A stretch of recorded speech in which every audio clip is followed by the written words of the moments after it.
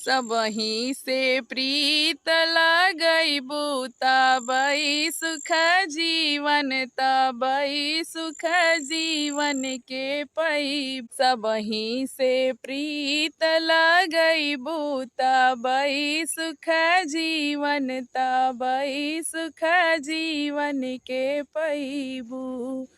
सास घर के देवी ससुर घर के देवता, सास घर के देवी ससुर घर के देवता। ओनहु के शीस झुकैबू तबई सुख जीवन, तबई सुख जीवन के पैबू।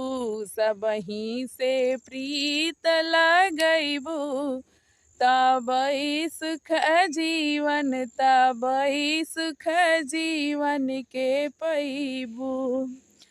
जेठ जी के आदर जेठानी जी के आदर, जेठ जी के आदर जेठानी जी के आदर। उन्हू के लाज बचैबू तबई सुख जीवन, तबई सुख जीवन के पैबू।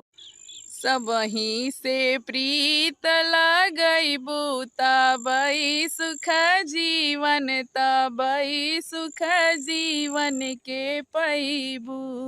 ननद के मनैबू देवर के रिझैबू, ननद के मनैबू देवर के रिझैबू।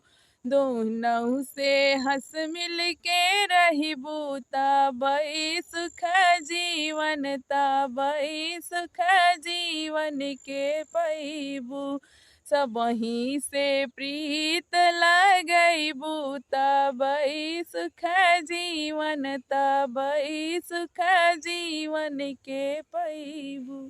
तो हेलो फ्रेंड, नमस्कार। आप सभी का स्वागत है कंचन लोकगीत में।